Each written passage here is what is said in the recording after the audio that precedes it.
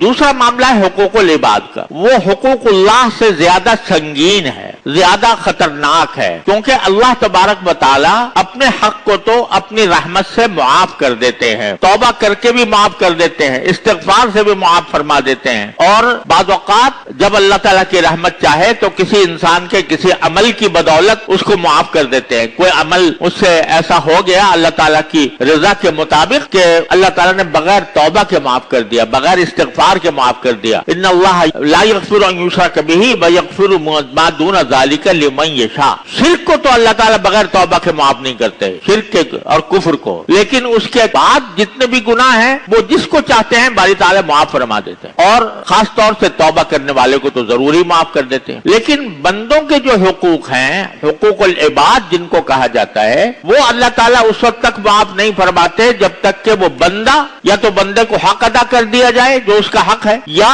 उससे मुआफ कराया जाए। ये मामला बड़ा संगीन है, बड़ा खतरनाक है। अगर फर्ज करो किसी बंदे को हमने कोई तकलीफ पहुंचाई, किसी भी किस्म, जिस्मानी, माली, नफ्सियाती, तबई कोई तकलीफ पहुंचाई, तो वो गुनाह हमारे जिम्मे में लिखा गया, और जब तक वो साहिब हक मुआफ नहीं करेगा उस वक्त तक वो मुआफ नहीं होगा। मसलन गीबत है किसी की, अब यह हुकूकुल इबाद में से है कि किसी बंदे की किसी मुसलमान के पीठ पीछे उसकी बुराई न की जाए। किसी पर इल्जाम लगा दिया, तोहमत लगा दी, ऐसी तोहमत लगा दी जो वाकई के खिलाफ है। किसी को कह दिया कि वो जो है वो रिश्वत लेता है मिसाल के तौर पर, हालांकि बेचारा नहीं लेता था, उसके ऊपर तोहमत लगा दी। किसी पर तोहमत लगा दी ये झूठा है, हालांकि वो झूठा नहीं था। तो ये तोहमत या इल्जाम लगा देना या पीठ पीछे उसकी गीबत करना, ये हुकूकुल इबाद में दाखिल है, और ये इसकी मुआफी का कोई रास्ता नहीं है सिवाय सिर्फ तौबा से मुआफ नहीं होंगे। या अल्लाह मैंने लोगों की गीबत की थी मुझे माफ कर दे, या अल्लाह मैंने लोगों पर बोताल लगाया था माफ कर दे, या अल्लाह मैंने किसी को मारा था वो माफ कर दे, या अल्लाह मैंने किसी को गाली दी थी माफ कर दे। तो महज इस तौबा कर लेने से वो मुआफ नहीं होगा जब तक कि वो बंदा जिसका हक मारा गया है वो मुआफ न करे। तो ये बड़ी संगीन बात है। तो तकमील तौबा के लिए, तौबा की तकमील के लिए, तौबा को मुकम्मल बनाने के लिए ये भी जरूरी है कि जिन जिन बंदों का हक हमने तलब किया है तो उनसे मुआफी मांगी जाए, ये भी जरूरी है।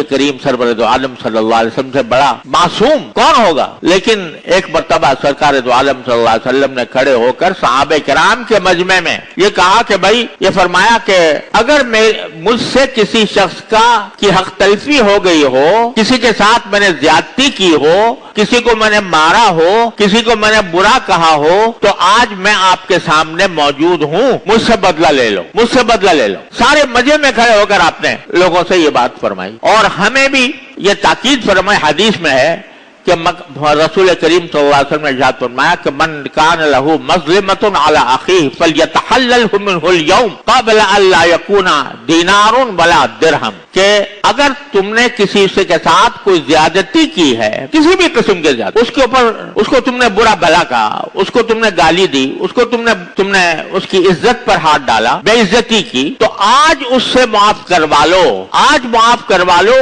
क़ब्ल ला यकूना दीनारुन वला दिरहम, उस वक्त के आने से पहले माफ करवा लो जबकि न दीनार होगा न दिरहम होंगे, न पैसा रुपया पैसा कुछ भी नहीं होगा। यानी आखिरत में आदमी जब जाएगा ना तो सारे पैसे माल दौलत जो कुछ है यहीं छोड़ के चला जाएगा। वहां ना दीनार होगा, ना दिरहम होगा, ना रुपया होगा, ना डॉलर होगा, ना पैसा होगा, ना रियाल होगा। वहां तो जो कुछ होगा वो नेकियां होंगी, तो नेकियों के जरिए तबादला होगा। अगर किसी शख्स की आपके हक तलफी की है, किसी बंदे की, किसी को तकलीफ पहुंचाई है किसी भी किस्म की, तुम्हारी नेकियां उसको दी जाएंगी उसका हक अदा करने के लिए। तुमने जो नमाजें पढ़ी थी, तुमने जो रोजे रखे थे, तुमने जो सदके किए थे, वो तुम्हारे नामा अमाल से उठाकर उस बंदे के नामा अमाल में डाल दिए जाएंगे जिसकी तुमने हक तलफी की। वहां तुम पैसे देकर माफी नहीं करा सकोगे, पैसे होंगे ही नहीं, होंगी तो नेकियां होंगी, वो नेकियां उठाकर दे दी जाएंगी उस शख्स को जिसकी तुमने हक तलफी की थी। तो फरमाया उस वक्त के आने से पहले